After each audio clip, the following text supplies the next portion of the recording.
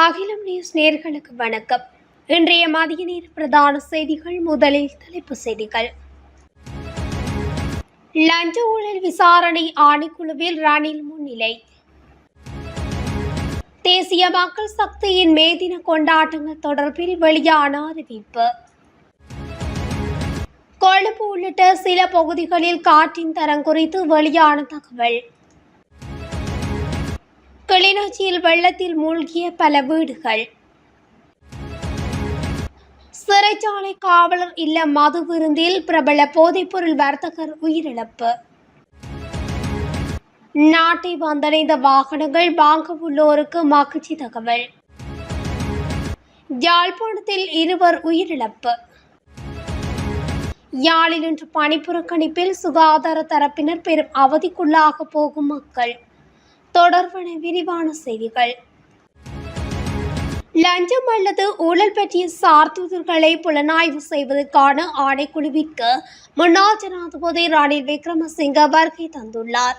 முன்னாள் ஜனாதிபதி ரணில் விக்ரமசிங்க இன்று லஞ்ச ஊழல் விசாரணை ஆணைக்குழுவில் முன்னிலையாகுவார் என எதிர்பார்க்கப்பட்ட நிலையில் முன்னிலையாகியுள்ளார். கடந்த 25ஆம் தேதி அவரது சட்டத்திறனிகள் தெரிவித்த கருத்துக்களுக்கு அமைய அவர் இன்று லஞ்ச ஊழல் விசாரணை ஆணைக்குழுவில் முன்னிலையாகியுள்ளார். நாடாளுமன்ற உறுப்பினர் சாமர சம்பத்நாயக்க தொடர்பாக தெரிவிக்கப்பட்ட கருத்துக்கள் குறித்து அறிக்கை அளிப்பதற்காகவே அவர் முன்னிலையாகியுள்ளார். புதிய ஜனநாயக முன்னணி நாடாளுமன்ற உறுப்பினர் சாமர சம்பத்நாயக்கவுக்கு எதிராக தாக்கல் செய்யப்பட்ட லஞ்ச வழக்கு தொடர்பாக அவர் தெரிவித்த கருத்து குறித்து ஏப்ரல் 17ஆம் தேதி லஞ்ச ஊழல் குற்றச்சாட்டுக்களை விசாரிக்கும் ஆணைக்குழு ரணில் விக்ரமசிங்கவிற்கு முதலில் அழைப்பு விடுத்திருந்தது. அதற்கு பதிலளிக்கும் விதமாக தாம் தயாராக இருப்பதாக முன்னாள் ஜனாதிபதி ரணில் விக்ரமசிங்க குறிப்பிட்டிருந்ததும் குறிப்பிடத்தக்க விடயமாகும். தேசிய மக்கள் சக்தியின் மே தின கொண்டாட்டங்கள் இம்முறை காலிமுகத்திடலில் நடைபெறவுள்ளதாக தெரிய வந்துள்ளது.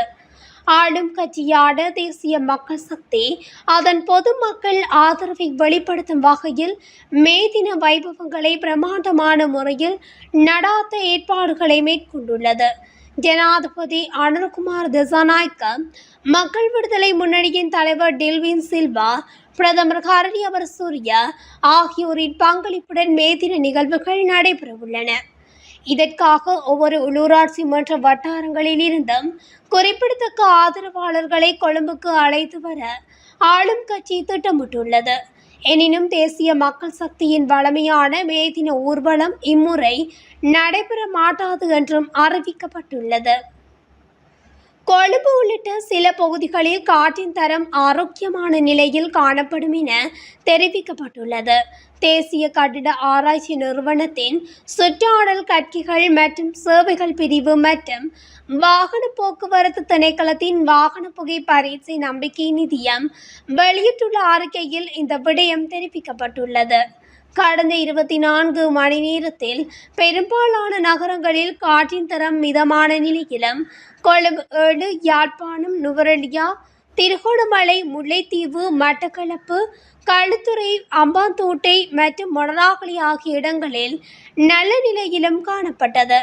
அடுத்த 24 மணி நேரத்தில் காற்றின் தரச்சுட்டன் 36 மற்றும் 72க்கு இடையில் இருக்கும் என கணிக்கப்பட்டுள்ளது. அதன்படி பெரும்பாலான நகரங்களில் மிதமான அளவிலும் கொழும்பு 7, யாழ்ப்பாணம், வவுனியா, நுவரெலியா, திருகோணமலை, முல்லைத்தீவு, மட்டக்களப்பு, களுத்துறை, அம்பாந்தோட்டை மற்றும் மொனராகலை ஆகிய இடங்களில் நல்ல நிலையிலும் காணப்படும். நாட்டின் பெரும்பாலான நகரங்களில் அடுத்த 24 மணி நேரத்துக்கு காற்றின் தரம் மிதமான நிலையில் காணப்படும். அதிகமாக போக்குவரத்து நெரிசல் காணப்படும். குறிப்பாக காலை 7:30 மணி முதல் 8:30 மணி வரை மற்றும் பகல் வேளைகளில் பிற்பகல் 1 மணி முதல் 2 மணி வரை காற்றின் தரம் குறைவடைந்து காணப்படும் என குறிப்பிடப்பட்டுள்ளது.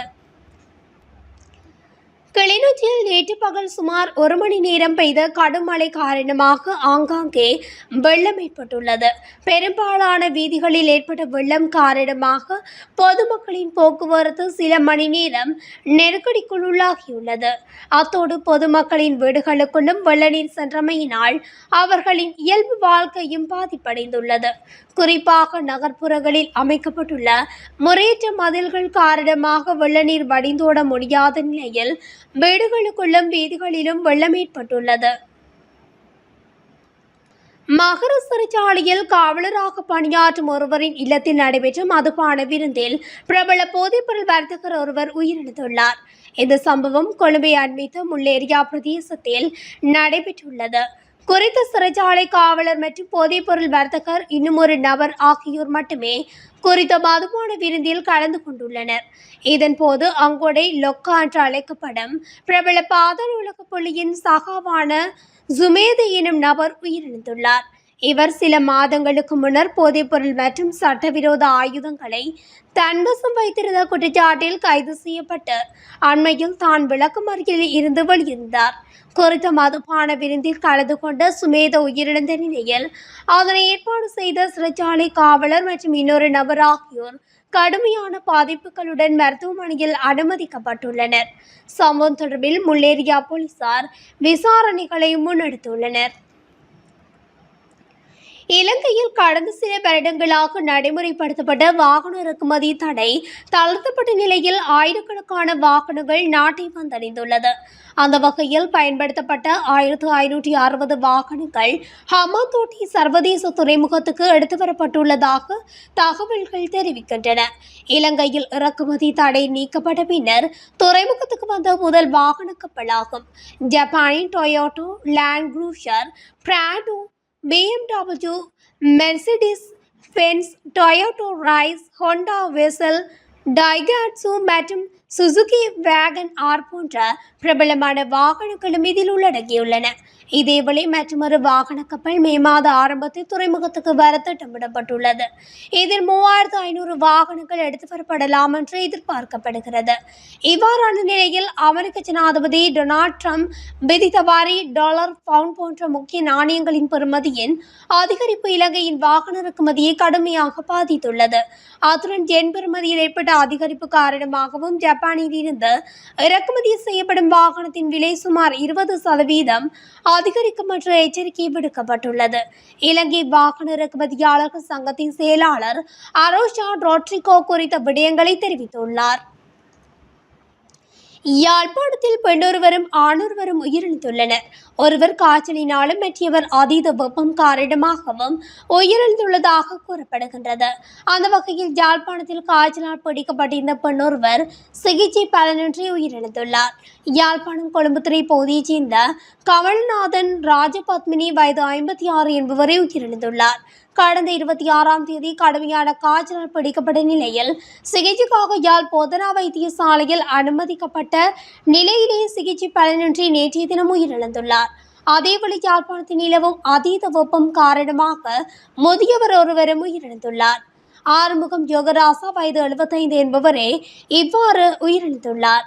இனிவில் பகுதியில் வீதியோரமாக உள்ள தோட்டக்காணி ஒன்றில் நேற்றைய தினம் ஞாயிற்றுக்கிழமை முதியவர் சடலமாக காணப்பட்டுள்ளார். அது தொடர்பில் சுன்னாகம் போலீசாருக்கு அறிவிக்கப்பட்டதை அடுத்து போலீசார் சடலத்தை விட்டு உடற்கூற்று பரிசோதனைக்காக வைத்தியசாலைக்கு அனுப்பி வைத்தனர். மரண விசாரணையில் அதீத வெப்பம் காரணமாக உடலில் நீரிழப்பு ஏற்பட்டு மரணம் சம்பவித்துள்ளதாக தெரிவிக்கப்படுகிறது. யாழ்ப்பாணம் மாநகர சபை ஆணையாளர் மற்றும் கணக்காளரின் செயற்பாடுகளுக்கு எதிராக இன்று பணிப்புறக்கணிப்பில் ஈடுபடவுள்ளதாக சுகாதார தரப்பினர் அறிவித்துள்ளனர். இதன்படி யாழ்ப்பாணம் மாநகர சபை வைத்திய அதிகாரிகள், யாழ்ப்பாணம் மாநகர சபை பொது சுகாதார பரிசோதகர்கள் சங்கம் உள்ளிட்ட சில சங்கங்கள் இணைந்து இவ்வாறு புறக்கணிப்பில் ஈடுபட தீர்மானித்துள்ளன. இதன் காரணமாக யாழ்ப்பாணம் மாநகர சபை சுகாதார வைத்திய அதிகாரி பணிமனையின் பொது சுகாதார சேவைகள், கர்ப்பிணி தாய்மார்களுக்கான சிகிச்சை நிலையங்கள் ஆகியன இன்று முதல் முடங்கும் அபாயம் காணப்படுவதாக தெரிவிக்கப்பட்டுள்ளது. பணி புறக்கணிப்பின் போது பொதுமக்களுக்கு ஏற்படும் அசௌகரியங்கள் குறித்த முழுமையான பொறுப்பையும் மாநகர சபை ஆணையாளரும் கணக்காளரும் ஏற்க வேண்டும் எனவும் சுகாதார தரப்பினர் குறிப்பிட்டுள்ளனர். இத்துடன் அகிலம் நியூஸின் இன்றைய மதிய நேர பிரதான செய்திகள் நிறைவடைகின்றன. தொடர்ச்சியாக செய்திகளை அறிந்து கொள்ள அகிலம் நியூஸ் ஊடகத்துடன் இணைந்திருங்கள். நன்றி, வணக்கம்.